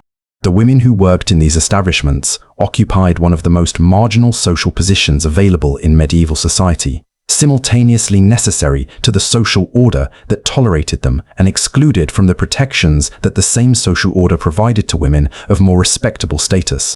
The medieval theology of prostitution was not kind to the women involved in it, tending to focus on the social utility of the institution rather than on the circumstances that produced the women it employed. What the existence of regulated brothels in medieval cities confirms, among other things, is that the official sexual morality of the period was applied with considerable selectivity. The man who visited a brothel was committing a sin that his confessor would require him to acknowledge and do penance for. But his social standing was not fundamentally damaged by it in the way that a woman's social standing was damaged by comparable behavior. The asymmetry was structural, built into every level of the system that managed sexuality, and it produced outcomes that were as predictable as they were unjust. The young people in the evening gatherings, finding warmth and proximity in the shared space of a winter night. The betrothed couple testing the limits of what their arrangement permitted. The noble daughter navigating the chaperone and the social surveillance that attended her every public moment. The woman in the ecclesiastical court, trying to establish the truth of what had or had not been said in a private moment that now had legal consequences. All of them were navigating the same fundamental tension between what they felt and what they were permitted to feel, between what they wanted and what the world had decided they were allowed to want. The official position was clear. The actual behavior was complicated. And the gap between them was exactly the gap that human beings have always lived in, the space between the rule and the life. Medieval people lived in that gap with the same ingenuity, the same desire, and the same capacity for self-justification that people have always brought to the distance between what they are supposed to do and what they actually do. The confessional was busy. It was always busy, and the priest on the other side of the screen had heard all of this before. He would hear it again next week. Picture a room. It is small, dark, and separated down the middle by a thin partition that is doing a great deal of philosophical work for a piece of wood. On one side of the partition is a priest. On the other side is you. You are in medieval Europe, which means you have been in this room before many times, and you will be in this room again many times more, because the church has built this room into the structure of your life in a way that makes avoiding it essentially impossible.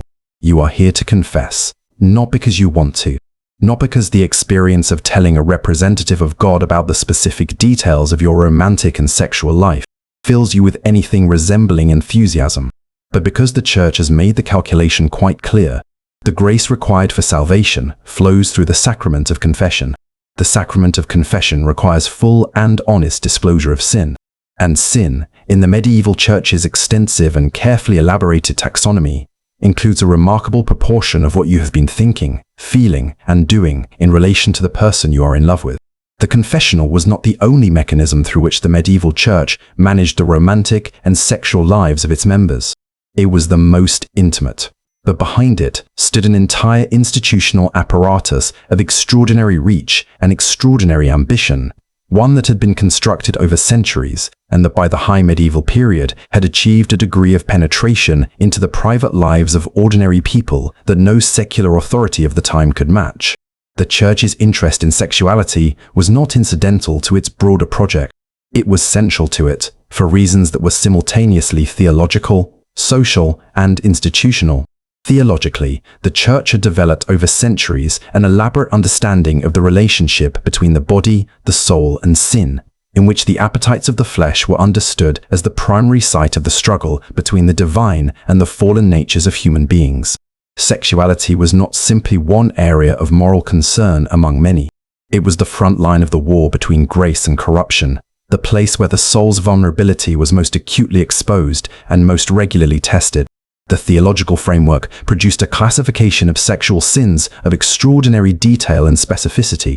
The penitential manuals that guided priests in hearing confession devoted more space to sexual transgressions than to almost any other category of sin, subdividing the territory into distinctions that reflected both genuine theological reasoning and a thoroughness of imagination that occasionally exceeded what practical necessity required.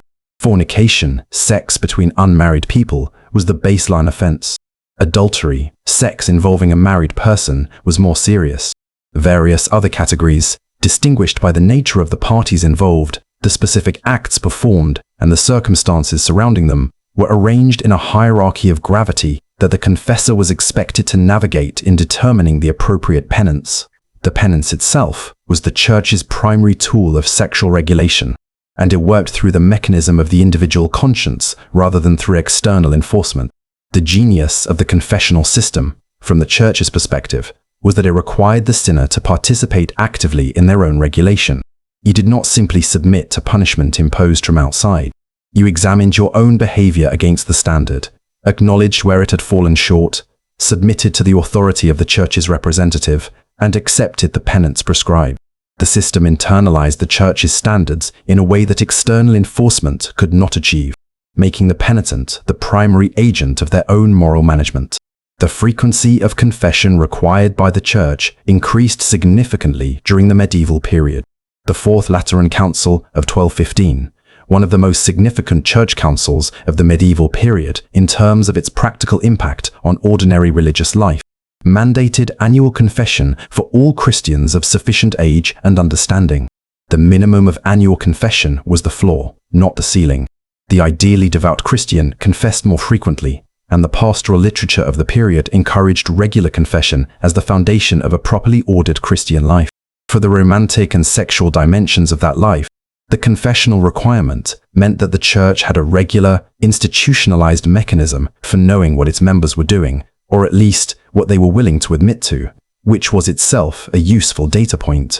The confessor was bound by the seal of confession, the absolute prohibition on revealing what had been confessed, which made the confessional a space of genuine privacy in a world that had very little of it. But the information gathered in confession shaped the confessor's pastoral approach to the individuals in his care, informed the general direction of sermons addressing sexual morality, and contributed to the church's ongoing assessment of where its regulatory efforts needed to concentrate. The marriage law that the church developed over the medieval period was one of its most significant and most practically consequential contributions to the management of romantic and sexual life. By the high medieval period, the church had established exclusive jurisdiction over marriage, which meant that the rules governing who could marry whom, under what conditions, and with what consequences were church rules rather than secular ones, and the courts that enforced them were ecclesiastical courts. The canonical rules of marriage were extensive. The requirement of consent, the prohibition on marriage within specified degrees of blood relationship, the indissolubility of valid marriage, the conditions under which an apparent marriage could be declared null. All of these were matters of canon law developed and refined over centuries of theological debate and legal elaboration. The complexity of the resulting system was considerable, and the ecclesiastical courts that administered it were kept busy by the volume and variety of cases that the complexity generated. The prohibited degrees of consanguinity, the blood relationships within which marriage was forbidden, were extended during the medieval period to a point that created genuine practical difficulty for noble families operating in relatively small social worlds where everyone was related to everyone else to some degree. At the height of the restriction, the prohibition extended to the 7th degree of consanguinity, which encompassed virtually everyone who shared a common ancestor within living memory. The practical impossibility of compliance in many aristocratic contexts meant that dispensations, papal permissions to marry within the normally prohibited degrees, became a significant element of the Church's administrative business. The dispensation system was, among other things, a revenue source, and its management reveals something important about the relationship between the Church's theological principles and its institutional interests. The principle that marriage within the prohibited degrees was forbidden was genuine. The practice of selling dispensations that allowed such marriages to proceed was also genuine. The gap between the principle and the practice was managed through the theological fiction that the dispensation was not a waiver of the rule, but a specific application of papal authority to exceptional circumstances, which satisfied the formal requirement of consistency while providing a practical mechanism that important families were willing to pay for. The indissolubility of marriage was perhaps the Church's most consequential position on the management of a romantic and sexual life, because it meant that the decision to marry, however it had been arrived at, was in principle permanent and irreversible. The Church did not permit divorce. What it permitted was the declaration of nullity, the legal finding that a valid marriage had never existed in the first place, due to some canonical impediment that had been present from the beginning. The grounds for nullity were specific and formally defined. Prior undissolved marriage, marriage within the prohibited degrees of consanguinity or affinity, lack of genuine consent, impotence existing at the time of the marriage. These were the recognized grounds. They were not always easy to establish, and establishing them required an ecclesiastical court proceeding with the presentation of evidence and the testimony of witnesses. The wealthy and the powerful had considerably more practical access to the nullity process than ordinary people, not because the law was different for them, but because the legal process required resources that ordinary people often did not have. The annulment was not technically available on the basis of simple unhappiness with the marriage, but creative lawyers working within the canonical framework could sometimes find grounds for nullity in marriages that had simply ceased to function, which meant that the formal impossibility of divorce coexisted with a practical avenue of escape that was available irregularly and expensively to those with sufficient motivation and resources to pursue it.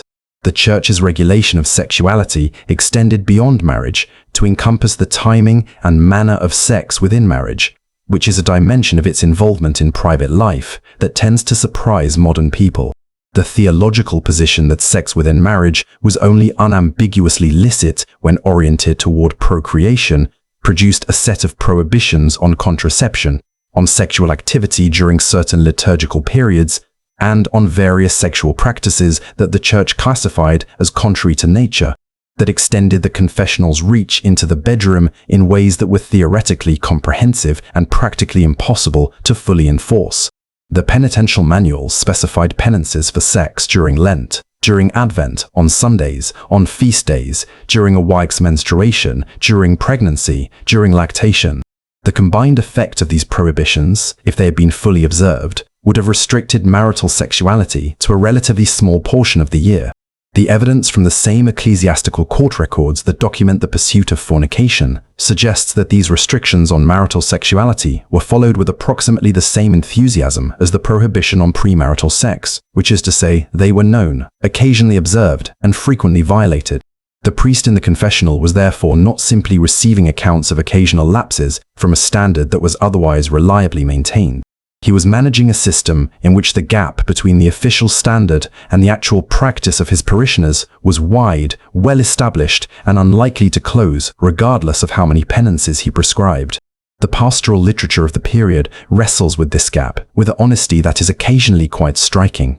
acknowledging that the full weight of the church's sexual regulations could not be realistically imposed on ordinary human beings living ordinary human lives, and counseling confessors to calibrate their expectations and their penances to what was actually achievable rather than to the theoretical ideal. This pragmatic strand within the medieval church's approach to sexual regulation coexisted with the more absolutist strand that produced the elaborate taxonomies and the ambitious prohibitions. Both were real. Both were present in the same institution at the same time, which tells you something about the church's own complicated relationship with the gap between its official position and the human reality it was managing. The room is still small. The partition is still doing its philosophical work. The priest on the other side has heard this before.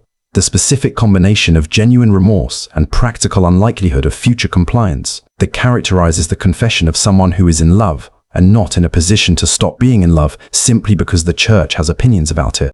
He prescribes a penance. You accept it. You leave the confessional and step back into a world that contains, unchanged and still present, the person you have just confessed about. Next week he will probably be back. The priest is not surprised. Here is something the official history of medieval womanhood does not always make room for. He breathed. Some of them said no. Not in the dramatic, public, speech-giving way that later centuries would make available as a form of resistance. Not with the institutional support of a legal system that recognized their right to refuse. Not with anywhere to go afterward if the refusal held and the consequences arrive. But no, nonetheless.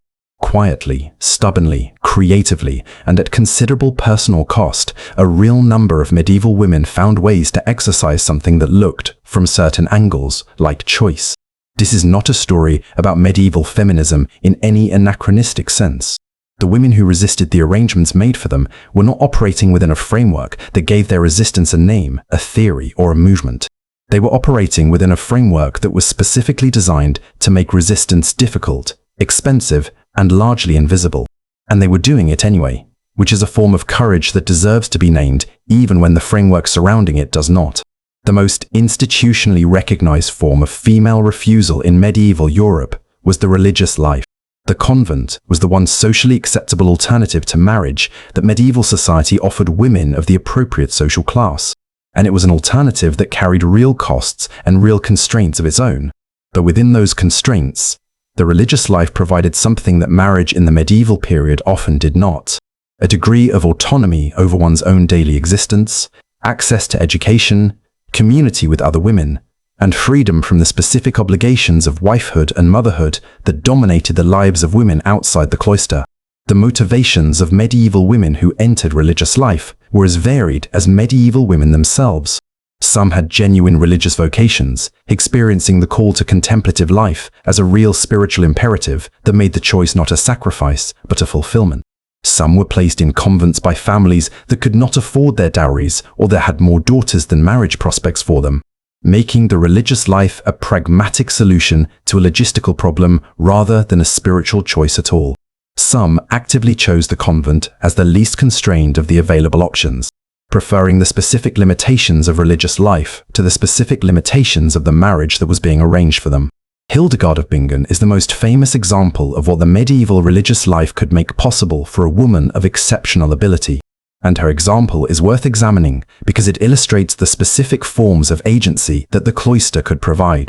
Hildegard was offered to the church by her family at the age of 8, which is itself a sentence that requires acknowledgement, and spent her entire life within the religious institution. Within that institution, she became a theologian, a composer, a scientist, a visionary, a correspondent with popes and emperors, the founder of her own convent, and one of the most significant intellectual figures of the 12th century. She did not choose the religious life in any meaningful sense. She was placed in it as a child, but within the constraints of that placement, she built something extraordinary. A life of intellectual and creative freedom that no form of medieval marriage would have permitted her. The cloister was her cage and her platform simultaneously, and understanding her achievement requires holding both of those things in the same frame. The women who chose religious life to escape specific marriages were exercising a form of agency that the church both enabled and complicated. The church's teaching on consent meant that a woman who genuinely did not consent to a proposed marriage had, in principle, a canonical avenue of refusal. But the practical exercise of that refusal required defying family pressure in ways that most women could not sustain without institutional support. And the church was not always willing to provide that support against the interests of powerful families who wanted the marriage to proceed. The convent provided an alternative that made refusal institutionally possible in a way that simple private refusal was not. A woman who entered religious life could not then be married off, because the religious vow created a canonical impediment to marriage that even determined families found difficult to override. The entry into religious life was therefore sometimes a preemptive refusal, a way of closing the marriage market before a specific arrangement could be imposed. Outside the religious life, the forms of female agency in medieval romantic and marital situations were less institutionally supported and correspondingly more varied and more personal.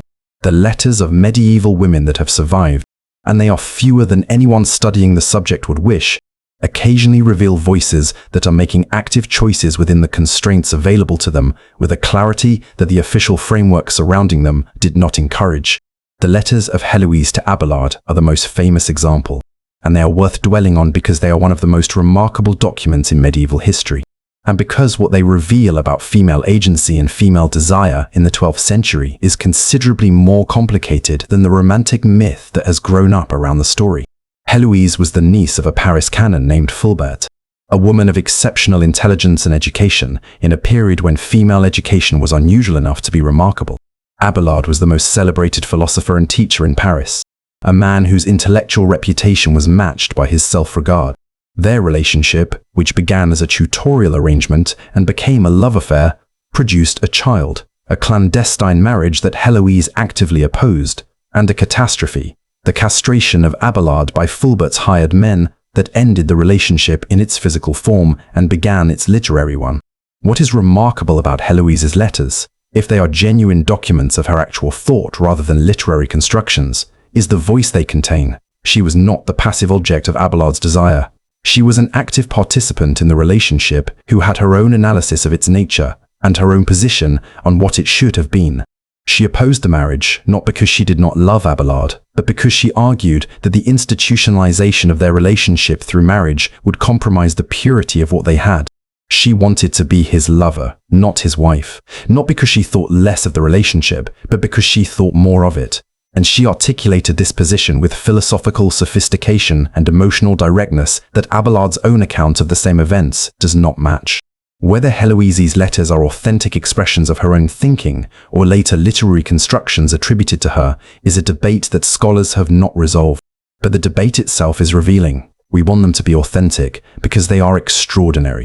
And they are extraordinary precisely because they represent a female voice in the medieval period that is not performing the expected role, not expressing the expected sentiments, not fitting into the available categories. The ordinary medieval woman who resisted her family's marital arrangements left a different kind of record. She appears in legal documents when the resistance became a legal matter, in court cases where she contested a marriage she had been pressured into, in the occasional chronicle entry when a refusal was dramatic enough to attract a writer's attention. These records are fragmentary, partial, and filtered through institutional perspectives that were not primarily interested in her point of view. They are there. The woman who ran away was one of the more dramatic forms of refusal available, and the historical record contains enough examples to establish it as a recognized possibility, even if not a common one. The practical difficulties were enormous. Where would you go? How would you survive without the family economic support that departure forfeited? Who would shelter you in a world where a woman without family or institutional protection was in a genuinely precarious position? The answers to these questions were limited, but not non-existent. Another household might take in a runaway woman as a servant.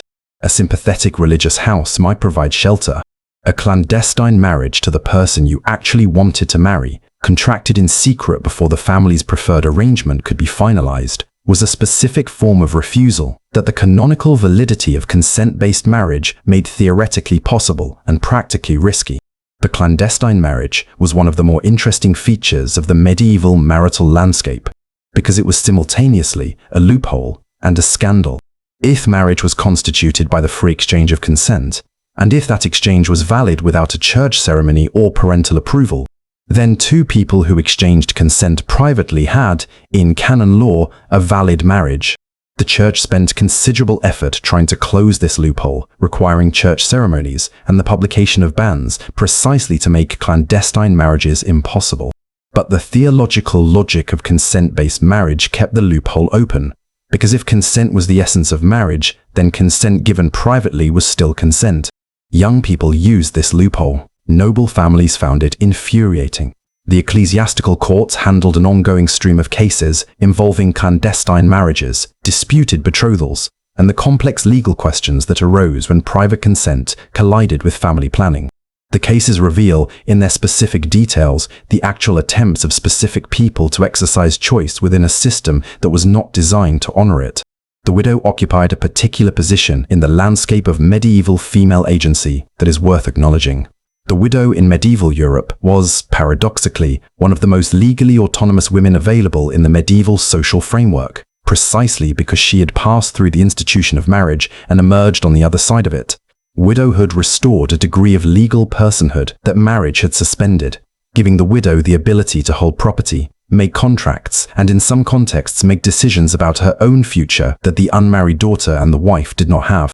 The wealthy widow who chose not to remarry, who managed her own estates, who exercised the administrative and economic authority that her position conferred, was not a marginal figure in medieval society. She was a recognized type, sometimes celebrated, sometimes viewed with suspicion, always watched carefully by families and institutions that had interests in how she disposed of her resources. The choice not to remarry was itself a form of agency, one that was more available to women with sufficient resources to sustain an independent household than to those without. But it was a real choice that real women made.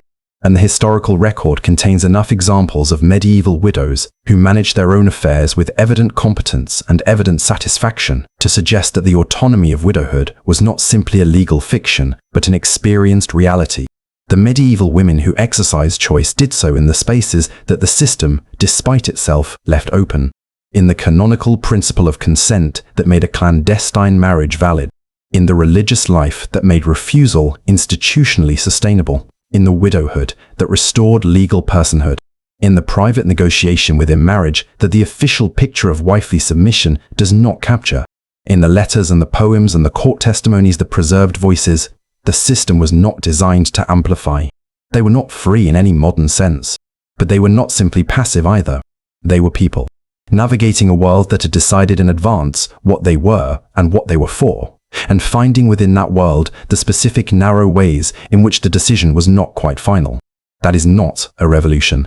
It is something, and the something matters, because it is real, and because the women who managed it deserve to be seen as agents rather than simply as objects of other people's arrangements. They chose what they could, in a world that offered very little choice. That was not nothing. It was, in fact, quite a lot. Congratulations. The negotiation is finished. The dowry has been agreed. The bans have been read on 3 consecutive Sundays in the parish church, and nobody came forward with a canonical impediment. Or if they did, it was resolved, or if it was not resolved, it was ignored, because the families involved had already spent too much on the arrangements to stop now. The ceremony has been performed at the church door in the presence of witnesses, with the exchange of vows that the church required and the ring that custom prescribed and the priest's blessing that made the whole thing sacramental and therefore, in principle, permanent. You are married. And now comes the part that nobody in the official record talked about directly, that the church discussed in the careful language of theological principle, that the poets described in metaphor, and that the two people standing at the center of it experienced in the specific combination of exhaustion, anxiety, expectation, and whatever feelings they had about each other after a courtship that may have lasted years or may have consisted of a single meeting at which the marriage contract was signed, the wedding night. The wedding itself, in medieval Europe, was not a single event. It was a sequence of events stretched over a day and sometimes multiple days, reflecting the social importance of marriage as a community occasion rather than a private one. The ceremony at the church door, which is where the legal and sacramental transaction occurred, was followed by a feast, which in wealthy households was an elaborate affair involving considerable quantities of food, wine, music, and the kind of extended communal celebration that medieval communities organized around significant events and conducted with an enthusiasm that the next day's hangover would not fully justify. The feast was not simply a celebration.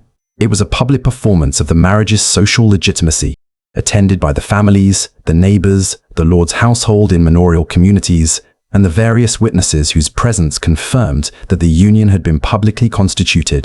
The food and drink provided at a wedding feast were an expression of the family's resources and generosity, and the quality and quantity of both were noted and remembered by everyone who attended in ways that reflected on the family's standing for years afterward.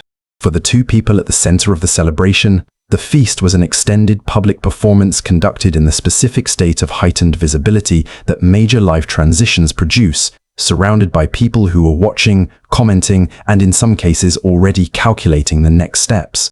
The bride in particular was the subject of a quality of communal attention that combined genuine warmth with something considerably more appraising.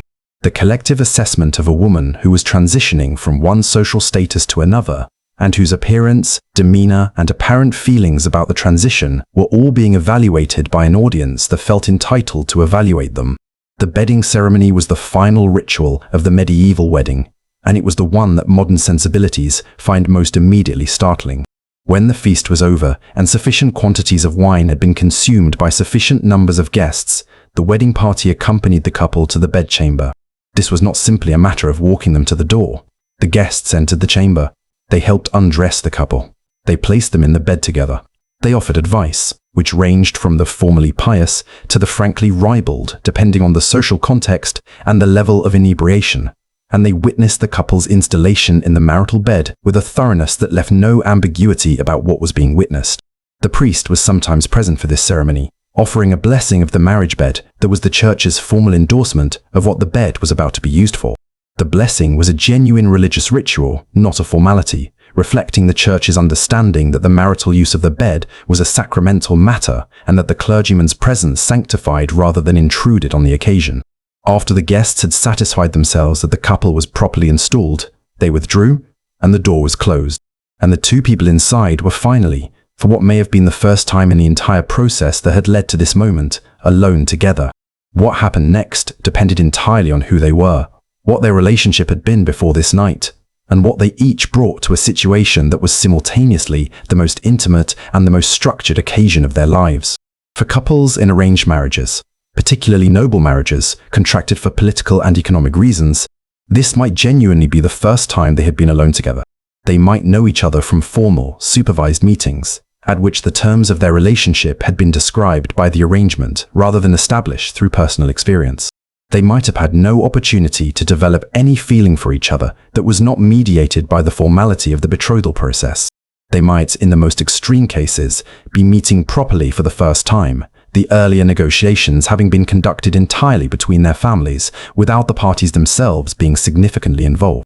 The emotional reality of a wedding night, conducted between two near strangers in a context that required physical intimacy while providing no preparation for it, is something that the historical record documents only obliquely, through the occasional memoir or letter or legal document that touches on the subject from angles that reveal more than was perhaps intended. What emerges from these fragments is not a uniform picture. Some couples found in their wedding nights the beginning of genuine connection, the first private moment of a relationship that would develop over years into something real and sustaining. Some found the experience simply difficult, the intimacy demanded exceeding what the relationship had yet built the foundation to support. Some found worse than difficulty. The Church's framework for the sexual dimension of marriage, while it provided theological legitimacy for the act, did not provide the kind of preparation or support that would make the wedding night less bewildering for people who had been given no framework for understanding their own bodies or their own desires beyond the categorical prohibition on acting on either before this specific moment. The penitential tradition's extensive taxonomy of sexual sin was not accompanied by an equally extensive pastoral tradition of helping people understand sexuality in positive terms. The Church told you what you were not supposed to do in great detail. It was considerably less forthcoming about what a healthy, legitimate, mutually fulfilling sexual relationship within marriage looked like in practice. For women, the wedding night was additionally complicated by the physical reality of first sexual experience, in a context that combined anxiety, the unfamiliarity of a new household and a new role, and the genuine physical discomfort that the literature of the period occasionally acknowledges with a frankness that the official discourse usually avoids. The medical literature of the medieval period contains discussions of female anatomy and sexual response that range from the insightful to the thoroughly mistaken. But it at least acknowledges the subject as one worth discussing, which is more than most of the pastoral literature managed. The morning after the wedding night carried its own rituals and its own significance. The morning gift, the dues or morgengabe in Germanic traditions, was the gift that a husband gave his wife on the morning after the wedding, understood as acknowledgement of her virginity and as a gesture of generosity toward the new relationship. The gift was typically property, land, or goods of meaningful value, and it constituted one of the few direct transfers of wealth from husband to wife that medieval custom recognized as standard. The social monitoring of the wedding night did not end with the guest's withdrawal from the bedchamber. In some communities and in some periods, the evidence of the night's consummation was subject to inspection in ways that reflected the community's investment in confirming that the marriage had been properly completed. The bloodied sheets presented as evidence of a bride's virginity is a practice documented across multiple medieval cultures, reflecting the same underlying logic that made female virginity a social and economic asset whose verification was considered a community matter rather than a private one. The practice was not universal and not uniformly applied, and the evidence for its prevalence in medieval Europe is more varied and contextual than popular history sometimes suggests. But its existence in sufficient documentation to establish it as a recognized practice reflects the broader framework in which female sexuality was understood as property with verifiable characteristics rather than as a private dimension of personal experience. For peasant couples, the wedding night was differently organized but not necessarily less complicated in its emotional dimensions. The wedding feast in a peasant community was a smaller affair, constrained by the resources available, but it was still a community event at which the village celebrated the formation of a new household. The bedding ceremony in a peasant context was less elaborately ritualized than its noble equivalent, but similarly public in its essential character, reflecting the community's investment in confirming the establishment of the new household. The practical circumstances of the peasant wedding night, in a single-room dwelling shared with other family members who had temporarily vacated it, or who were present in the same space behind whatever privacy the arrangement permitted, were considerably less romantic than the troubadour tradition would suggest was the appropriate setting for the consummation of a relationship. The medieval peasant did not have a bedchamber.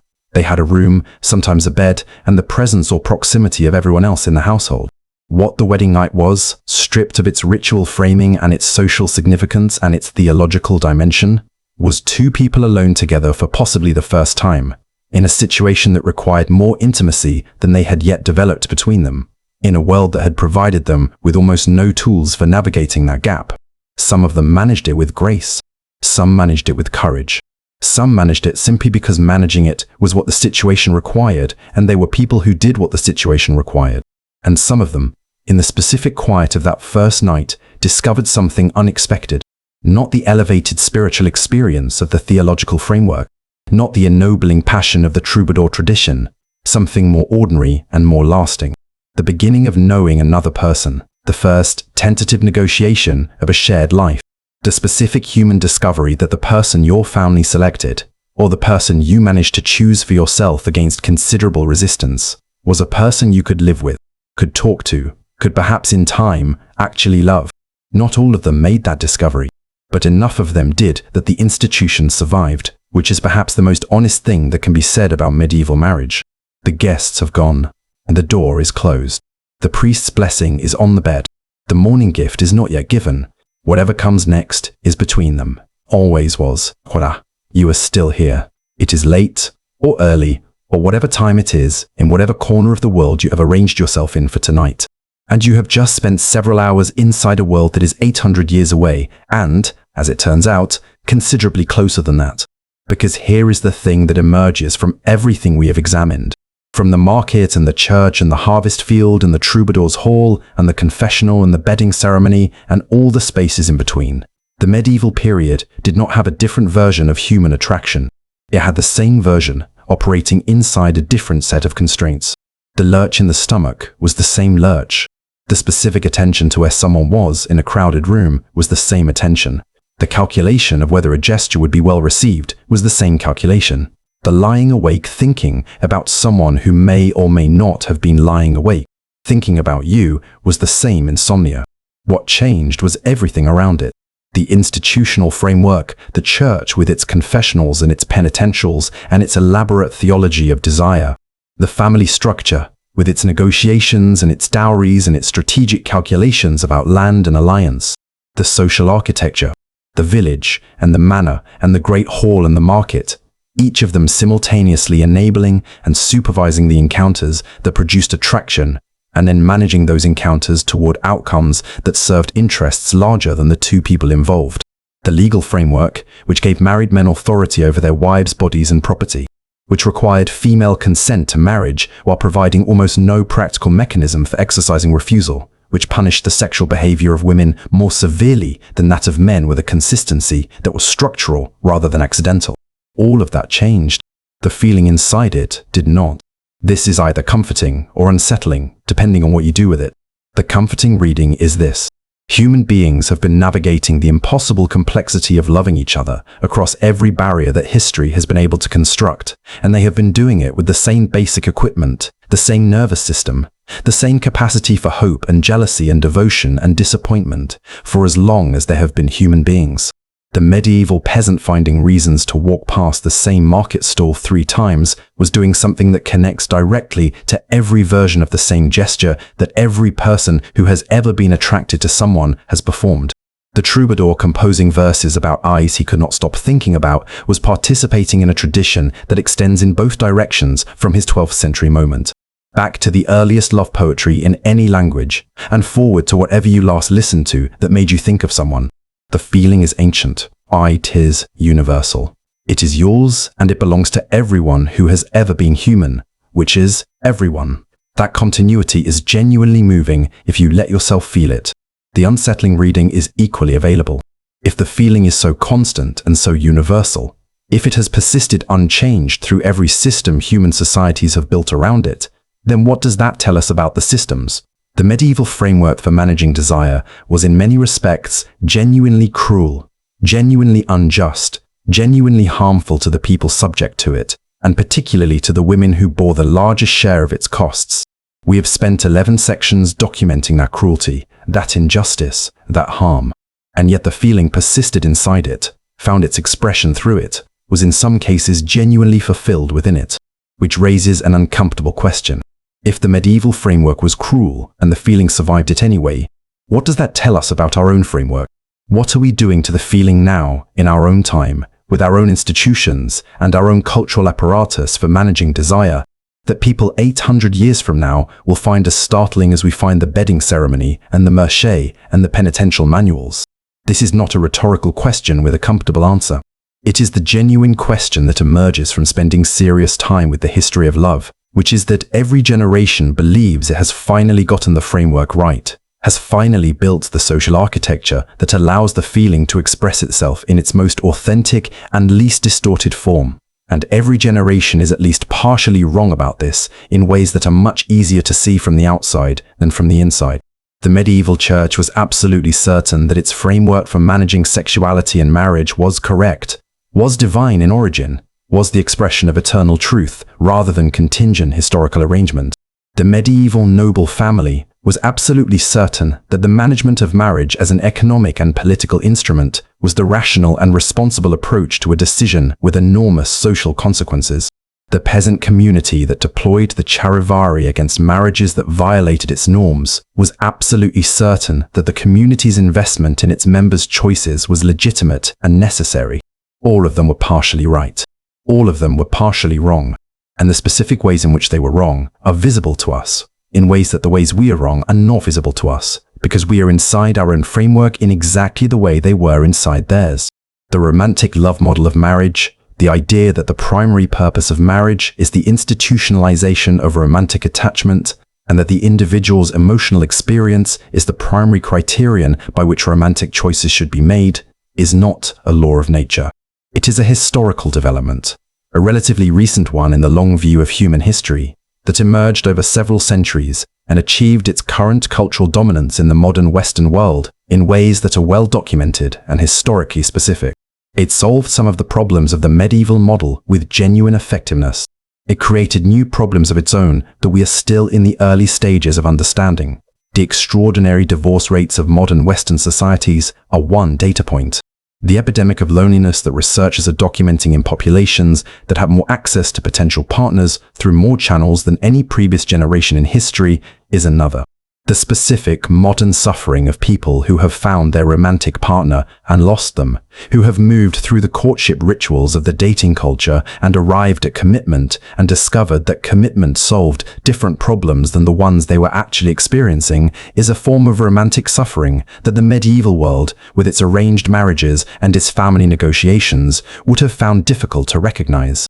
This is not an argument for arranged marriages. It is an argument for epistemic humility about the framework we have inherited, the recognition that what feels like the natural way to organize romantic life is a historical construction that has both genuine achievements and genuine costs, and that examining it carefully is more useful than simply assuming it represents the final correct answer to a question the previous generations got wrong. The medieval men and women who appear in the fragments of the historical record, in the court cases and the poems and the letters and the occasional document that preserved a voice the system was not designed to preserve, were navigating the same fundamental human situation with the tools their world provided and within the constraints their world imposed. They were not doing it perfectly. They were not doing it in ways that we should want to replicate, but they were doing it as fully and as humanly as the people navigating the same situation today, which means they deserve to be understood rather than simply observed from a comfortable distance of 800 years. The troubadour composing his canso in the hall deserves to be understood as someone genuinely in love with language, and possibly genuinely in love with a person, not simply as a figure in a cultural history lecture. The peasant woman in the ecclesiastical court, testifying about what was said in a private moment that now had legal consequences, deserves to be understood as someone whose experience of the gap between what she felt and what the system allowed her to feel was real and costly, not simply as a data point in a demographic study. The noble daughter whose marriage was arranged before she was old enough to understand what marriage was, deserves to be understood as a person who then lived that marriage for decades, who found within it whatever she found, who was more than the object of the negotiation that produced her situation. No act, they were people. The distance of time makes them easier to examine and harder to see. What this account has tried to do, imperfectly and incompletely, is close that distance enough to see them, not as illustrations of a historical period or examples of a cultural argument, but as people who felt what you feel, who wanted what you want, who navigated impossible systems with varying degrees of success and failure and grace, who found in the spaces the system left open whatever form of love was available to them. The market is still loud somewhere. The church is still full. The harvest is still bringing people together in the particular intimacy of shared physical work. The poem is still being composed in the hall, in whatever language the hall now uses, by someone who cannot say the thing directly, and so has found a form that says it sideways, in a way that the beloved will understand and the husband will not notice, and the priest will record in his penitential manual with a sigh that says he has heard this before and will hear it again. 800 years. The framework changed completely. The feeling did not change at all. You already knew this, in the specific way that you know things that you have not been told directly, but that you recognize as true the moment you encounter them. You have felt this feeling. You know what it costs. You know what it asks of you and what it gives you, and why people across every century have been willing to pay the price. Human beings are ridiculous about love. They have always been ridiculous about love. They will go on being ridiculous about love in ways that future centuries will document with the same mixture of affection and incredulity that we bring to the medieval record. This is not a flaw. It is the most recognizable thing about us. Now go to sleep. You have been in the medieval period long enough for one night, and the mud on your shoes is never entirely going to come out. And somewhere across the market, there is still a person you have been pretending not to watch. They have been pretending not to watch you too. Some things do not need 800 years to explain. Good night.